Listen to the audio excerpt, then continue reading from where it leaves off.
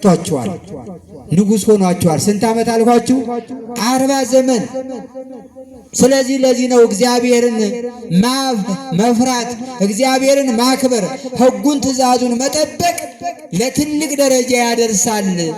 እኔ ከልጅነቴ ጀምሮ እግዚአብሔርን በመፍራቴ እግዚአብሔርን በማክበሬ እግዚአብሔርን በመውደዴ ከልዩ ልዩ ፈተና አድኖኛል አለ። መጀመሪያ ገና ወጣት ሆኖ ሳለ ከሳኦል እጅን የታደገው ሳኦል እንደምታውቁት እስራኤልን ለመጀመሪያ ለመምራት በነቢዩ በሳሙኤል አማካይነት የተመረጠ ነው።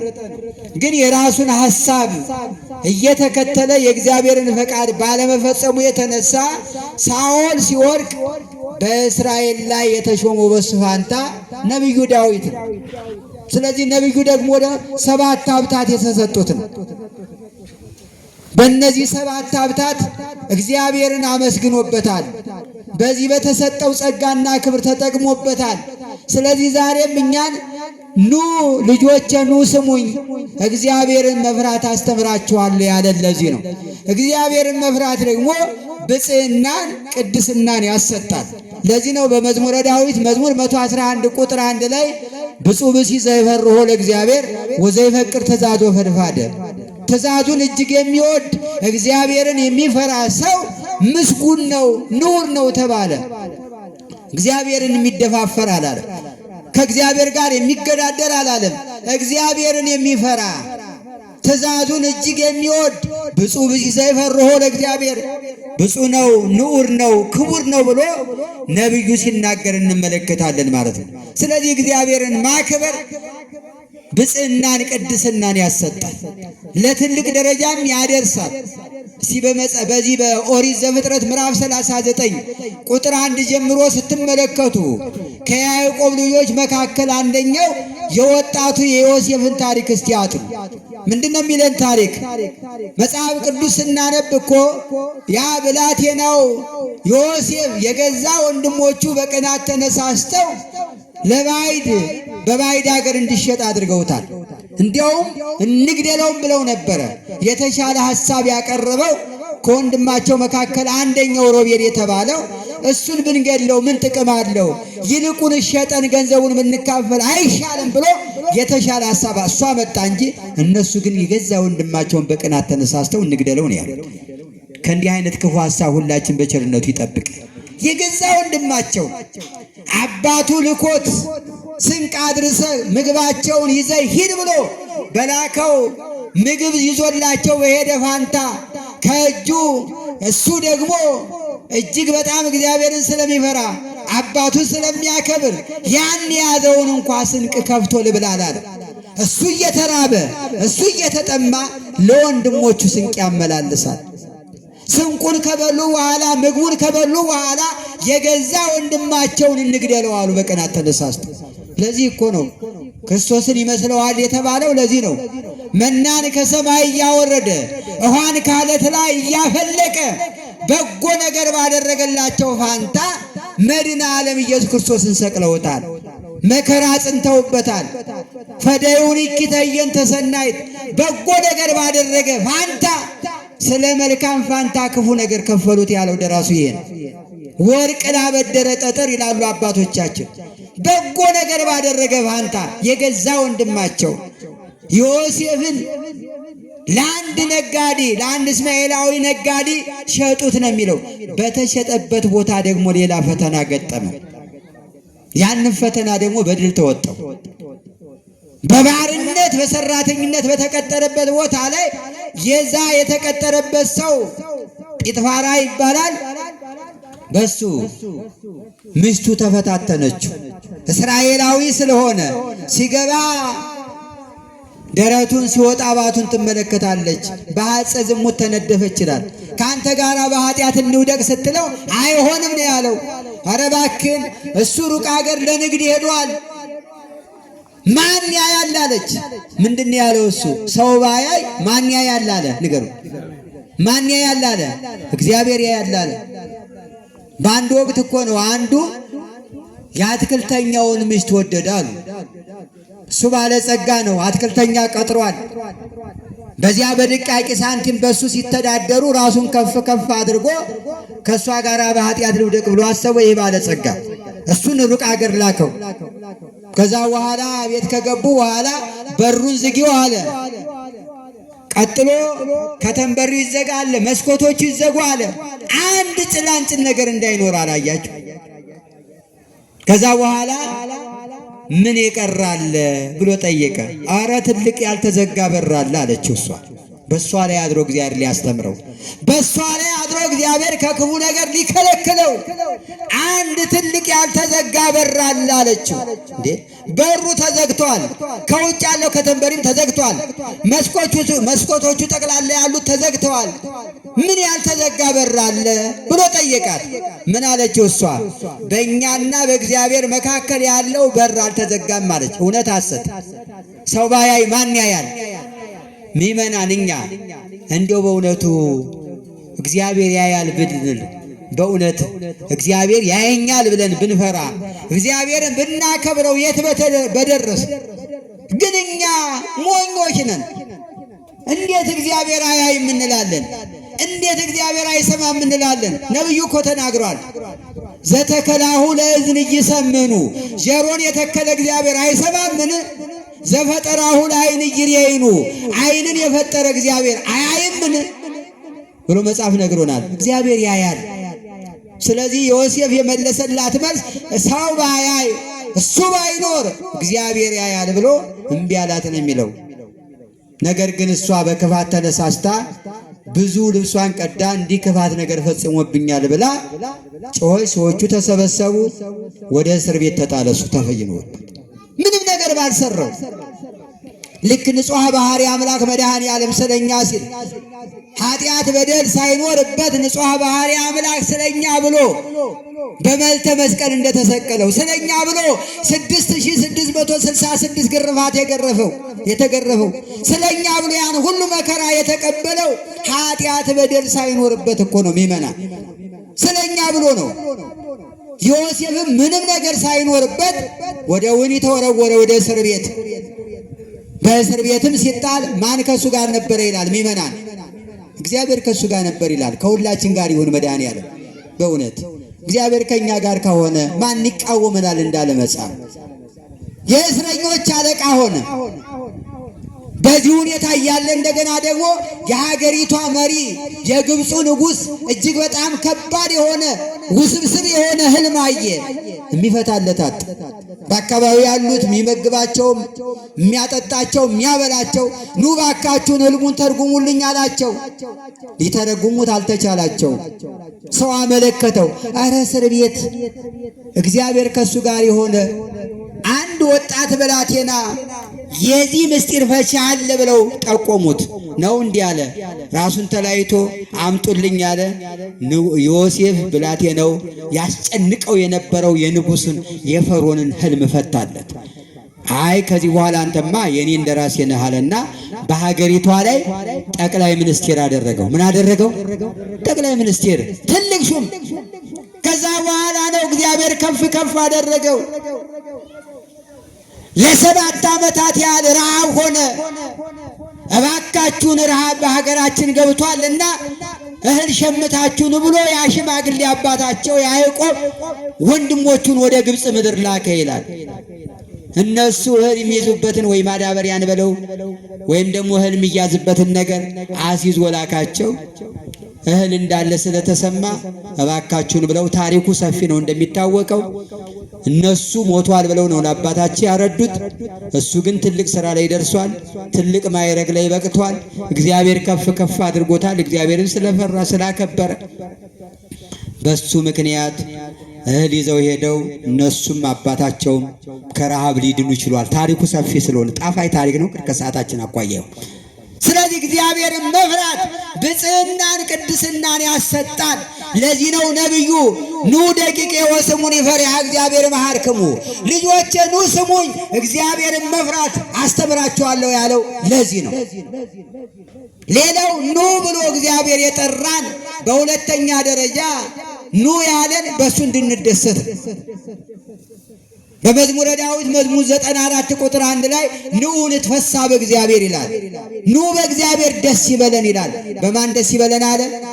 በእግዚአብሔር ደስ ይበለን አለ። ሐዋርያው ቅዱስ ጳውሎስ በሐዲስ ኪዳን በፊልጵስዩስ መልእክቱ ምዕራፍ 4 ቁጥር 4 ላይ ሁል ጊዜ በጌታ ደስ ይበላችሁ አለ። በማን ደስ ይበላችሁ አለ? በጌታ ደስ ይበላችሁ። አያችሁ፣ ደግሜ ላለው ደስ ይበላችሁ አለ። ምን ይበላችሁ አለ? ደስ ይበላችሁ። በማን ንገሩኝ? በጌታ። በስልጣን አላለም። አያችሁ፣ በገንዘብ አላለም። ዛሬ ታይቶ ነገ በሚጠፋው ገንዘብ አላለም። በማን ደስ ይበላችሁ አለ? ንገሩኝ። በጌታ ደስ ይበላችሁ። እንደ ጌታ ፈቃድ ስንሄድ፣ እንደ ፈቃዱ ስንሄድ ደስታ የደስታ ምንጭ እሱ ነው የሚመና። ዛሬ በምናገኘው ገንዘብ አይደለም። ይሄ ለቁሳዊ ለጊዜያዊ እርዳታ የሚሆን ነው። ዘላለማዊ ደስታን የምናገኘው ከአምላካችን ከእግዚአብሔር ዘንድ ነው። ስለዚህ ነብዩ እንደነገረን ሁለተኛ ኑ ብሎ የጠራን ኑ በእግዚአብሔር ደስ ይበለን፣ በእግዚአብሔር ደስ ይበለን ማለት። ሶስተኛ ደግሞ ኑ ብሎ የጠራን ከሸክማችን ሊገላግለን ነው። በዚህ በማቴዎስ ወንጌል ምዕራፍ 11 ቁጥር 29 ላይ ምን ይላል? እናንተ የሸክማችሁ የከበደ ወደ እኔ ምን በሉ አለ? ኑ። ለምን? እኔ አሳርፋችኋለሁ። ቀንበሬም ልዝብ ነው፣ ሸክሜ ቀሊል ነው። እናንተ ሸክማችሁ የከበደ ወደ እኔ ኑ አለ። ሊያሳርፈን መድኃኔዓለም ኑ እያለ ይጠራናል። እረፍትን የምንሻ የምንፈልግ ከሆነ ከኃጢአት ከበደል ለመራቅ በምክረ ካህን መጓዝ ያስፈልጋል። ንስሐን ገንዘብ ማድረግ ያስፈልጋል። እረፍት ከፈለግን ንስሐ እየገባን አማናዊ ቅዱስ ሥጋውና ክቡር ደሙን ልንቀበል ይገባል። ከነ ሸክማችን ነው እኮ የምንመጣው። በኃጢአት በበደል ጎብጠን ከመጣን ወደ እሱ ስንመጣ ቃሉን ስንሰማ በአባቶቻችን ካህናት እጅ ስንባረክ ንስሐ ስንገባ አማናዊ ቅዱስ ሥጋውና ክቡር ደሙን ስንቀበል ቀና ብለን እንሄዳለን። ስለዚህ መድኃኔዓለም እናንተ ሸክማችሁ የከበደ ወደ እኔ ኑ እኔ ያሳርፋችኋለሁ አለ። እስቲ በሉቃስ ወንጌል ምዕራፍ 7 ቁጥር 36 ላይ የተጠቀሰችዋን ሴት ያቺ ባለሽቷ ማርያም ተመልከቷት። ከነበደሏ እኮ ነው በቤተ ስምዖን እንዳለ ስታውቅ ሄዳ ከእግሩ ስር ተደፋች። እነሱ ግን ያሽሟጥጧታል። እቺ ኃጢአተኛ በደለኛ ከጌታ ስር ምን ታረጋለች ይሏታል። ዓለም እንዲህ ነው የሚለው። አያችሁ ምን ያደርጋሉ ተሰብስበው ሊል ይችላል። መርሐ ግብር አለ፣ በመድኃኔዓለም እንባረካለን። ይህ ቦታ ደግሞ ጥንታዊ ቦታ ነው፣ ቀላል ቦታ እንዳይመስላችሁ። እኔ ዛሬ 30 ዓመት ነው የማውቀው ይህን ቦታ። እንዲሁም በስንት ዓመቴ እንደመጣ ይገርማል። እዚህ ሩፋኤል ቤተክርስቲያን በስብከተ ወንጌል 4 ዓመት ቆይቻለሁ። የኔታን ማውቃቸዋለሁ። እና በጣም ይሄ ደብር ስንት ሊቃውንት ስንት አባቶች የወጡበት ትልቅ ደብር፣ ቀላል እንዳይመስላችሁ። መባረክ ነው። እዚህ በዚህ አጥቢያ ያላችሁ መድኃኔዓለም የምታገለግሉ ትልቅ በረከት ነው የምታገኙ። መድኃኔዓለም በሁሉ ስፍራ አለ። ደግሞ መካን ይቀድሶ ለሰው ሰብ ይቀድሶ ለመካን። ሰው ቦታን ይቀድሳል። ጥንታዊ ቦታ ነው።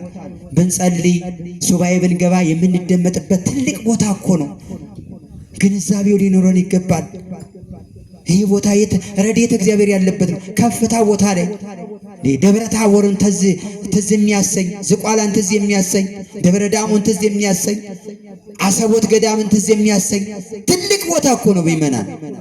በረከቱን ለሁላችን ያጎናጽፈን እና ያችን ማርያም ተብረትን ብዙ ያሽሟጥጧታል። ስምዖን ከነሸክሟን የመጣችው ስምዖን ይችን ሴት ትመለከታለህ አለው። በልቡ ያማስ ስለነበረ ነው። ደነገጠ። ተመልከታት፣ አንተ ከገባው ጀምሮ ለእግሬ ውሃ አላቀረብክልኝም። እሱ አይደለም ውሃ አይደለም በእንባዋ እግሬን አጠበችኝ አለ። አንተ ለእግሬ ፎጣ እንኳን ማበሻ ጨርቅ አላመጣህም።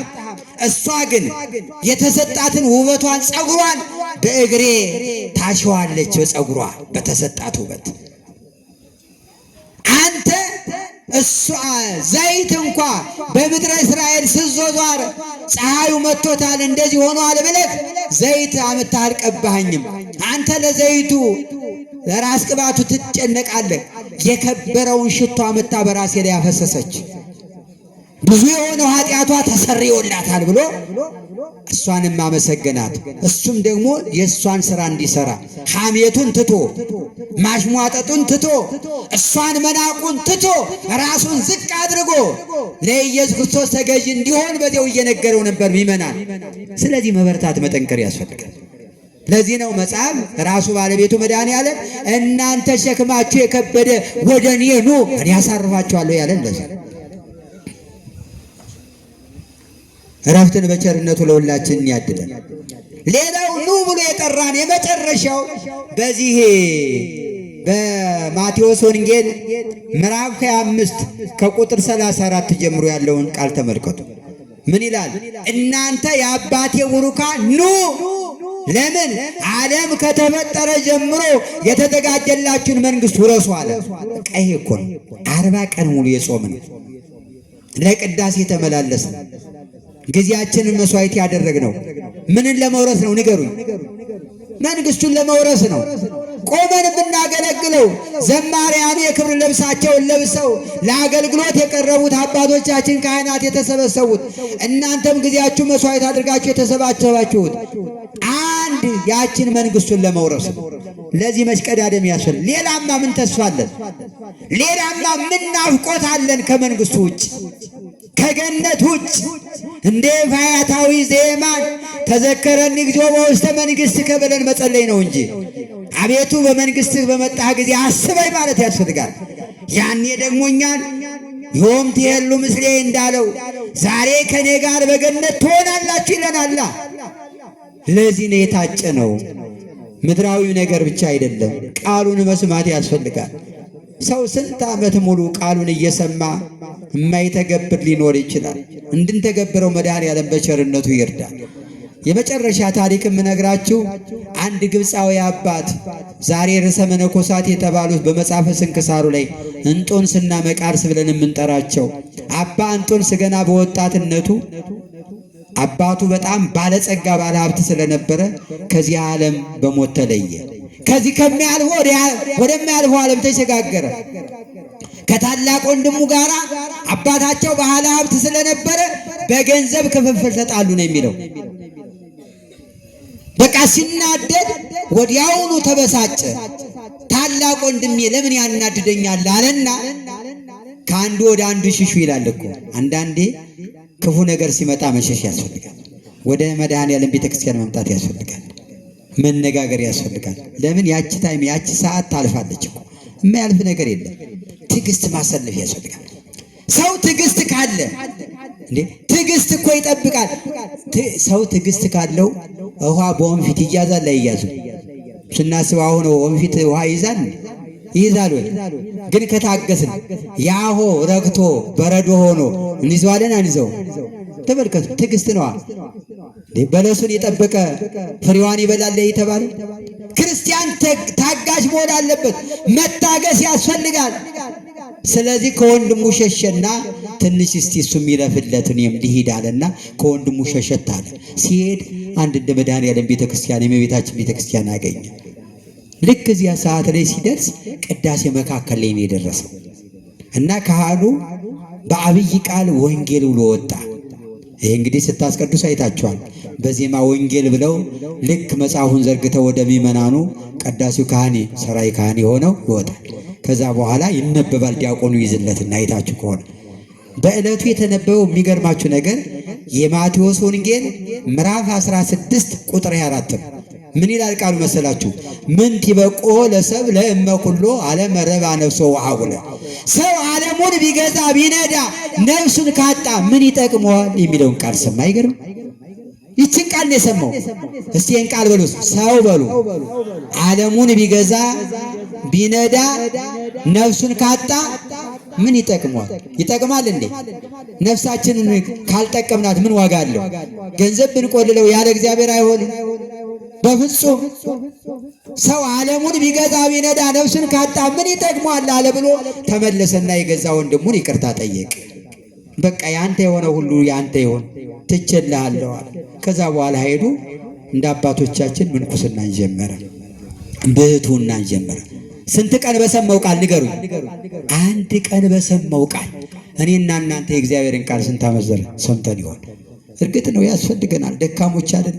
በወንዝ ዳር እንደተተከለች ፍሬዋን በየጊዜው እንደምትሰጥ ይላል ነብይ እግዚአብሔር ልበ አምላክ። ዕለት ዕለት የእግዚአብሔርን ቃል መስማት ያስፈልጋል። ስሲታ ለነፍስ ቃል እግዚአብሔር፣ የነፍስ ምግቧ ደግሞ ቃል እግዚአብሔር።